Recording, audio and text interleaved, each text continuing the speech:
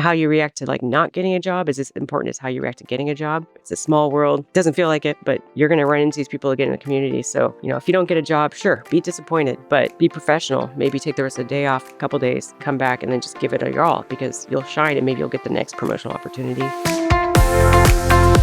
Hi, everyone, and welcome to Path Found. This is the podcast where we unpack the winding, messy, and meaningful journeys that lead to the work we love and a life that feels right. I'm Monica Argandonian, and each week I'm going to sit down with someone whose path didn't follow a straight line, but it still led them to purpose and fulfillment and often surprising success. These are real conversations about mentorship, pivots, networking, self-doubt, mistakes that we all make, and what it means to find direction when the map runs out. These stories are here to inspire and guide you. We'll dig into the things school didn't teach, like how to navigate career twists, life lessons, and big transitions. If you like what you hear, please share the podcast with a friend, subscribe, and leave us a review. You can also find us on Instagram at PathFound Podcast or online at KeystoneNetwork.org. There you can send in your comments, suggest guests or topics, or even apply to be a guest yourself. This podcast is for you, my students, my peers, and anyone figuring it out as they go. As a longtime teacher and anthropologist, I've always believed in the power of stories. They remind us we're not alone and that it's okay to change your mind, take a different route, or still be unsure of what comes next. This is my pivot too, and so I'm glad to have you on this journey with me. Now let's get started.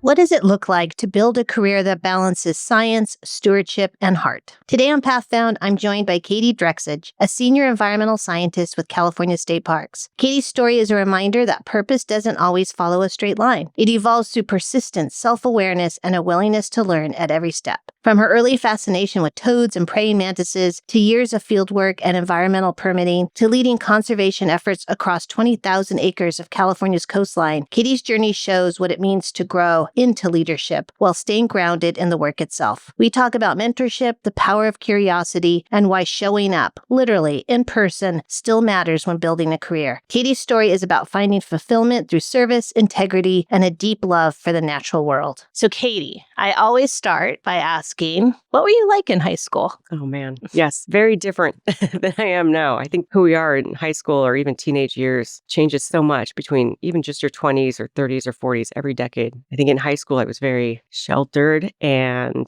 small point of view of everything, the world. But I mean, that's also because of your circumstances or surroundings.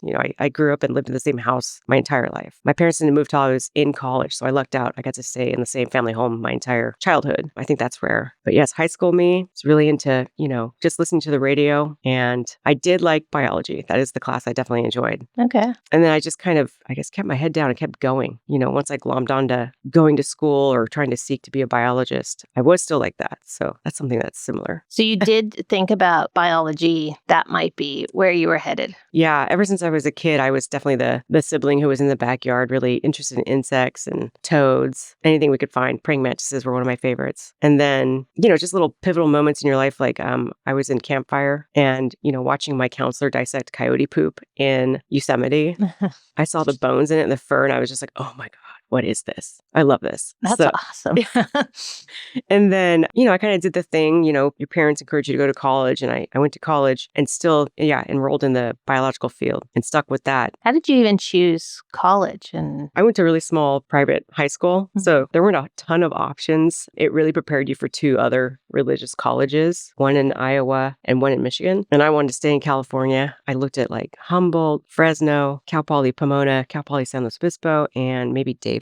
Pretty much came down to where I got in, which was Cal Poly Pomona. Okay. I didn't get into Cal Poly San Luis in the fall quarter. And my mom really encouraged me and pushed me to apply for summer quarter. I was like, oh, that's my last summer at home. Like, I don't know if I thought it was 90210 or whatever, but I wasn't going to do anything exciting anyway. I'm glad she pushed me, encouraged me because I got into summer. And back then, that was a way to just seal the deal that you were in for fall. Oh, okay. And it was nice too, I came from a really small town. When I came to San Luis Obispo, it seemed huge. So being here a summer before school started was really helpful too. too, because, I got my feet under me, got to see where stuff was, understood the campus. So by the time the majority of the students came, it wasn't as overwhelming. So I lucked out with that. So you go to SLO and you're a biology major. Yes. Was it what you expected? No, I would say the first 2 years, I remember I got rejected in fall quarter because they said my major was impacted. The major was back then ecology and systematic biology. And I didn't meet anybody in my same major for like the first 2 years. I was like, how was this impacted? But once I finally started getting into the field classes, then it was more like what I wanted and expected. Mammalogy, herpetology, field botany, ornithology, all the ologies. It was really exciting. And we went on field trips all over, even I think mammalogy and field botany I had at the same time. So, and it isn't at all what you're thinking, college kids camping and getting wild. It was quiz after quiz, test after test. When you were done with one, you went to the other.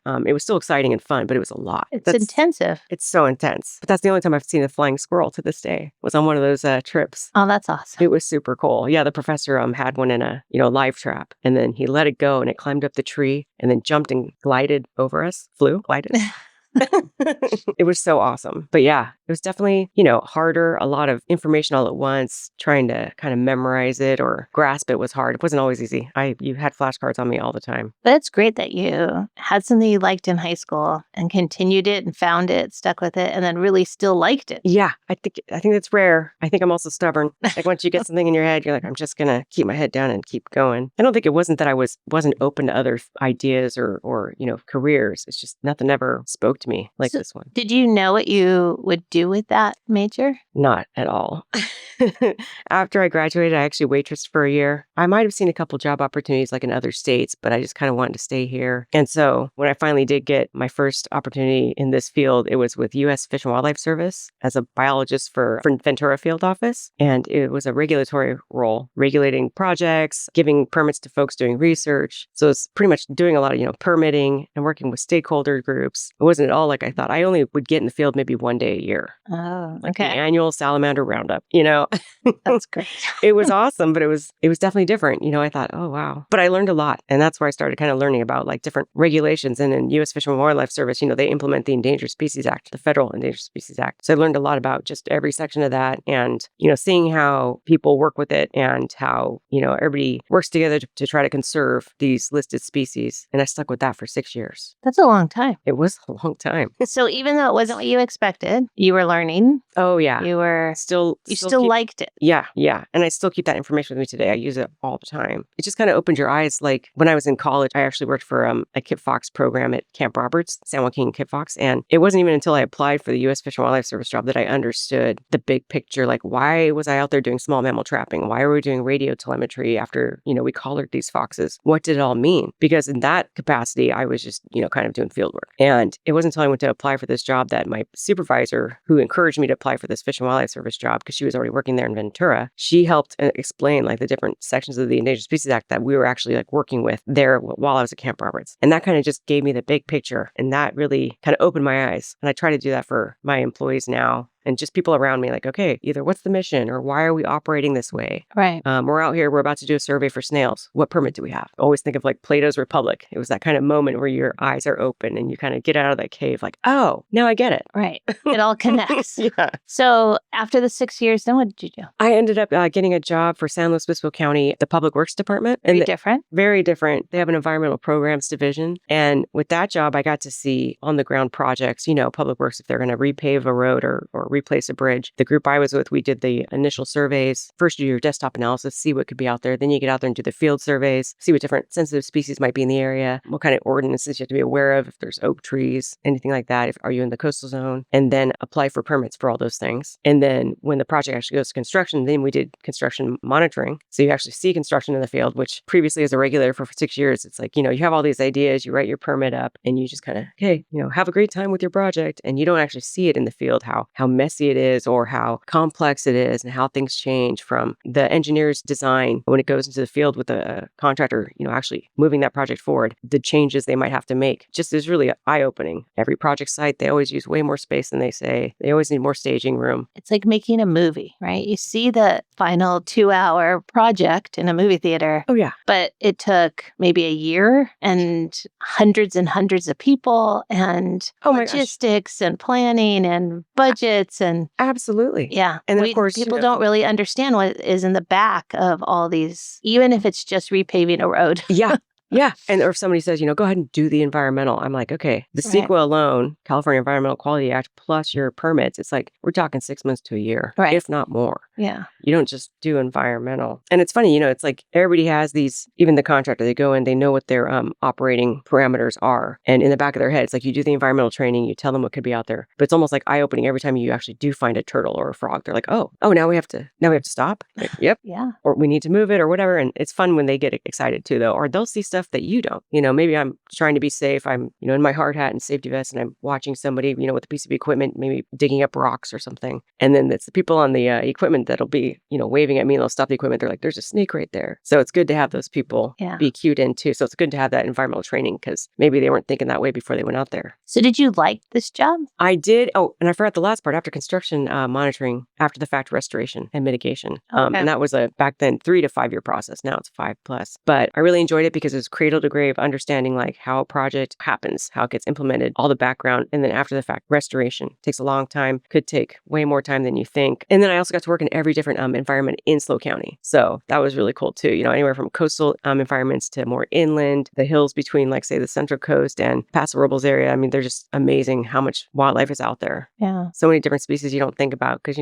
I live in San Luis Obispo. It's kind of the city. But when you get out there just 30, 45 minutes from SLO, you're just like, oh, yeah, it's like it's beautiful. There's all these amazing creeks. There's these big cobbles. There's, 2 striped dark morph garter snakes. So yeah. That's awesome. Okay. So you enjoyed the job. I did. Yep. And then that's where I actually got supervisory experience as well there. After being there for more than 5 years, I got to become a supervisor of 3 people, kind of our maintenance program, and then 1 or 2 student interns. So, that was a whole new way of thinking too. Like, how are you trying to help people with career growth and make sure that they're successful in whatever they do, try to get them to open their eyes with how they can become better employees or do more, keep the mission in mind, stay motivated. Right. Yeah. And why did you leave? Why did I leave? I was with County Public Works for 12 years, and I think I just was looking for something different. I guess it was hard to say too because I had personal life things going on, and I was pretty burnt out, and I think that was part of it. But then I'd heard about this state parks job, and I, was kind of tossed my way, and I thought, well, I'll throw my hat in the ring, but I really don't have much faith because I don't know anybody. I knew like one other friend who worked for state parks. Other than that, I knew somebody who, had retired from Caltrans and was working as retired annuitant in another district. So not a lot of insight. Mm-hmm. I just like, oh, okay, I'll just see what happens. Then I was shocked when they offered me the job. Thrilled, but also shocked. What was the position? I'm the senior environmental scientist for the natural resources program. So I supervise natural resources. And there's 3 programs within this program. We have forestry, weeds and restoration, and then our plover monitoring program. So it's all over like our whole district too. It's just fascinating because we get to be in every park unit. A lot of folks get hired with a state park and they maybe report to one campground or maybe a couple. We go to the campgrounds, we go to the wildlands, the open spaces. We're, trying to control non-native invasive weeds, maybe doing restoration projects, going up to the castle and working with the castle stuff up there to protect the bats. Hearst Castle. Hearst Castle, yes. Yeah. Got elephant seals up the coast. It's 20,000 acres within this district, 40 miles of coastline, and several park units. So everywhere from Irish Hills, Montana Oro, all the way up north through Hearst San Simeon State Park, including the monument, Hearst Castle. So you came in at this position? Yes. Okay. So how long have you been doing this? It'll be 5 years and a couple months. Okay. Yeah, October will be 5 years. Is this it? Is this where you're I hope so, but that's another thing is I've always taken every job thinking this is it. I'm not going anywhere else. So I still am thinking that with this job, but then I'm also realizing now I can't there's no definitives. Okay. No. Wide open. Yeah. I still, in my head, I'm not thinking of anything else at all, but this job is definitely challenging and it's awesome. And I think it's the most you can do for conservation. I mean, you're actually preserving habitat. I mean, I loved all my other former positions, but this is actually, in my opinion, the most you can do for conservation. At least, well, I guess I shouldn't say that. Everybody does everything. So everybody does something for conservation, but for me, this is my dream, I should say, because it's actually getting to manage, open space and keep it preserved for wildlife. And then educating people and having them enjoy it too, providing these opportunities for people to understand and connect with nature more and just turn something on in their head so that they also hopefully care about the environment. So you said something earlier about as a supervisor, working with younger people and helping them guide their careers and how to be a good employee. Can you talk about that more? Like, what is a good employee?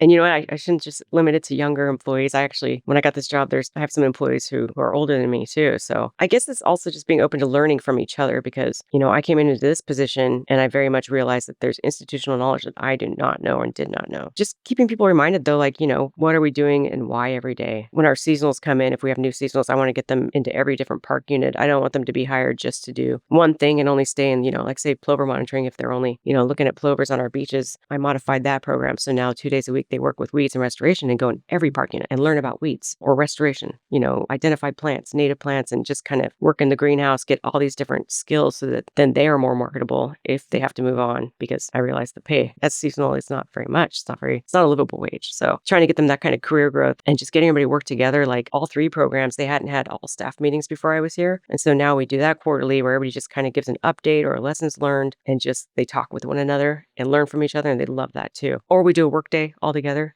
Like, let's all go out and pull weeds over at Morrow Strand. And then just if people are with our forestry group, if they are doing a controlled burn, trying to get the other seasonals who aren't in that program to go at least be able to watch from a safe distance and understand and learn from those folks what they're doing and why. So it's just trying to open everybody's eyes. And then if you show up on maybe a new project site, or we show up to go, maybe do some weed treatment at one park unit that has the Morrow shoulderband snail, which is a federally listed species, just, before we get out there, we do like a safety tailgate and then go over like, we have this permit and this is what we're doing and why. This is why we're allowed to, move snails out of harm's way if we're doing this project. So explaining the purpose. Yes. Make sure they understand instead of just going out, I don't know, I'm pulling weeds today, but I don't really know why.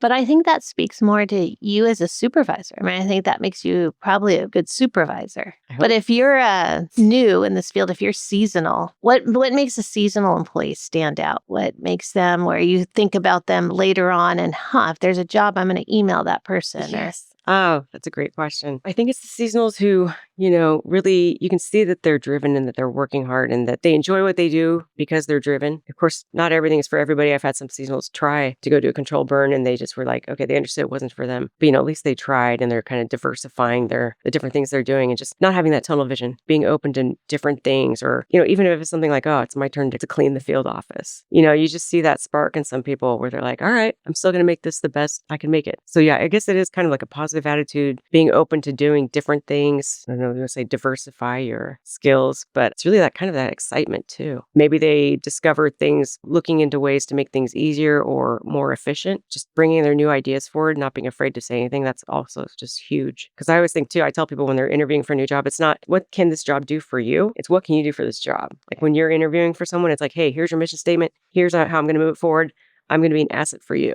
Right. Instead of like, oh, I want to be in this position because it's my passion. Well, they're looking for what you can do for them. How are you going to help your supervisor? How are you going to help your district? I think that's great advice. What do you bring? Yeah. How do you make this place better? Or how will you make this place better? Yeah, it's funny how it's 50-50 in interviews where you see the other half of people being like, how are you going to serve me? I'm like, well, that's not why we're here, really. Right.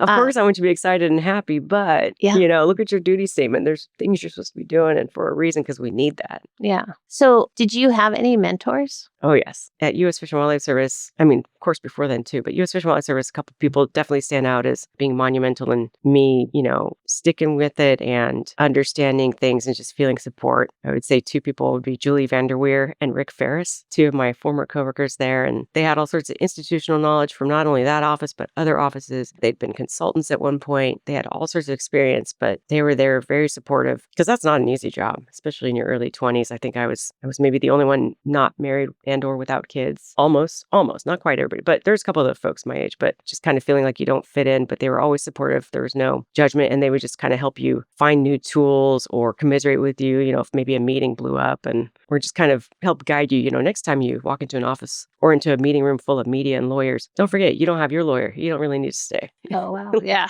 When you're 24, you walk in a room like that, you're like, I'm the youngest one in the room, but I'm going to have a heart attack. And then when I was at the county, I would say Kate Ballantyne was a huge mentor of mine too. She started as a coworker, then became my supervisor. And then she became the first female deputy director of public works. Oh, wow. Yeah. And her ability to diversify, she started as an archaeologist, and then became more of a generalist and then a supervisor onto deputy director. She really helped me open my eyes. Like instead of just going to your supervisor and being like, okay, here, I did this task. What do I do next? She kind of turned around. She's like, what do you think you should do? All of a sudden I had to think. All of a sudden I was like, oh, I actually have to turn my brain on. And okay, there's just something, the way she it was like, I don't know if it was it coaching questions or something, but she really turned something on in my brain. And I think that really gave me a lot of tools to then move into a supervisorial position. Like just not just being rank and file and thinking in that manner, but like, what's the bigger picture? How can I help my supervisor. Instead of like just turning something in and relying on that person to do all the QA, QC, I'm going to do a better job myself. Or I know that after this part of the project, we're going to have to move on to this next part. I'm going to start that next part before I'm even asked to. So yeah, huge. When you're starting out, how do you build those relationships? How did you connect? I think part of it is we say, oh, you should have mentors and oh, you should network. How did that work for you? How did it look like? Did you even know what that was? Or was it just... It's all hindsight now, but that's because I feel like I just keep my head down and just work and, just try hard. And I think that's what people recognize. And suddenly they pick you out of the group and they're like, okay, I want to like make sure that you are provided with more career growth because you're putting your effort in. That's my theory. But I definitely lucked out, but it took a long time for me to realize that these are mentors. Looking back, right? Yeah, this is what, and I mean, even with this job, I didn't know hardly anyone coming into state parks, and fellow coworkers really helped dial me in. And even my staff, like they inspire me, the way that they're stewards of the land, or, they're really thinking about the park visitor. It's not just protecting the environment, but you're thinking too, like, hey, how can we make this more enjoyable for the park visitor? And constantly realizing, hey, you're in uniform, you're being watched. So let's go ahead and, be our best versions of ourselves. Yeah. I think right now people are having a really hard time finding jobs. Everything's online, right? You submit through LinkedIn or Indeed, or there's no connection anymore. It almost feels like you're just throwing out your resume into the universe and hope it maybe lands on somebody's desk. What advice would you give right now in that kind of world of how to connect to people and how to find a job? Especially, I think, for, a lot of people would be interested in state parks. It's not an easy place to get into. No, definitely not. It's interesting too, because I always want to tell people, behind the curtain, you have these org charts and you only have so many positions you're allowed to have, or your budget and what you can pay for. So it's, even if you really want to give a job to so many different people, unfortunately, there's only a few you can hire. But if given the opportunity to choose between an in-person interview or virtual interview, I would say go in person, because you just pick up on other things when you actually see somebody face to face. That might not be new advice. But in my case, I think it helped, because when I interviewed for this job, I could have done it virtually. Morro Bay isn't that far from San Luis, though. So I thought, well, I should just show up in person. And I think that really helped. And just like, after college, I didn't find anything right away. So I waitressed for a year. So just kind of staying driven, working hard, and just keep at it. Did you ever feel during that year like nothing was going to happen? I feel like every job I've ever had, you build some sort of skill. So even if it's multitasking or people skills, you still get something out of every job. But there were a couple of times where I thought, well, good thing I have a college education. It's really going far when I'm scooping up tortilla chips and serving wine-based margaritas. Nice.